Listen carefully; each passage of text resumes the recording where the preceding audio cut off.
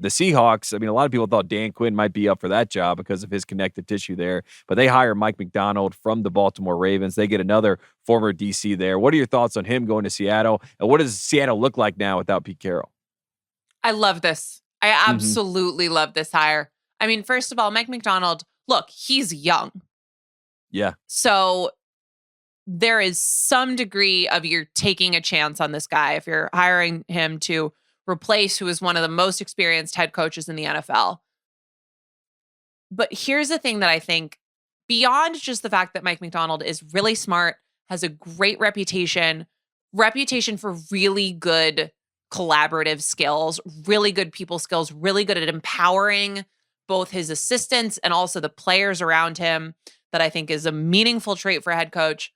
Here's the thing that I think is the cherry on top, because I don't totally think that you should hire a head coach because you want an amazing coordinator, right? Like, you don't hire the guy to lead your franchise because they're really good with X's and O's on one side of the ball, because that ends up being, maybe 25% of the job, not even. And all of a sudden other stuff ends up being more important. And it's like Charlie Weiss, right? That was always the problem. Right. He was this offensive mastermind, but he couldn't do the other stuff, the CEO couldn't do stuff. the management, the leadership stuff.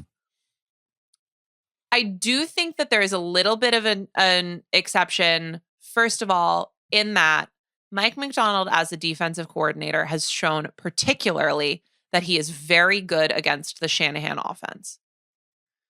And if you are in that NFC West and you have the Rams and the 49ers, and that's 4 games a year for you,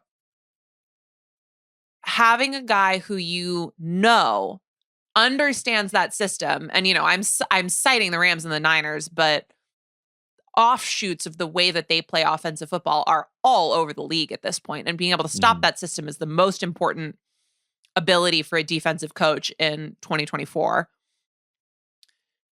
You feel good about getting someone in the building who's shown an aptitude for stopping that system. And then beyond that, the Seahawks over the last couple of years have been on this journey where I think it was 2 years ago, Pete Carroll at the owners' meetings, I think it was, talked about how they were, after a long time, moving away from the old Gus Bradley, Legion of Boom, single high world defensively. And they wanted to become more of a Fangio style defense, because they looked at that and saw that it was better at stopping those Shanahan McVay type offenses. And also that was just the way that the league was trending, and they wanted to do it.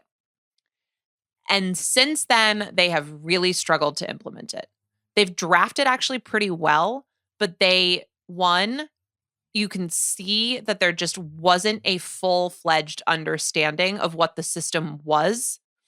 So then they would try to implement it, but then it wouldn't work. And then the personnel wasn't quite right for it. So then they would change their defensive line formations, and Pete Carroll would get involved, and they just kept tinkering. And I give them credit for trying, right? Like I actually give Pete Carroll a pretty significant amount of credit for saying, my system doesn't work anymore. Like, that's a big thing for a coach to do. And a lot of guys would have trouble doing it. But they never quite knew how to implement the new one. And Mike Macdonald is as good as you can get for knowing how to do that. So I'm really curious to see how he manages that roster, and whether or not that defense, which has been, I think, less than the sum of its parts for the last couple of years, can really come together under his coaching. So I'm a little lukewarm on the Dan Quinn in Washington. I am in on Seattle and Mike Macdonald.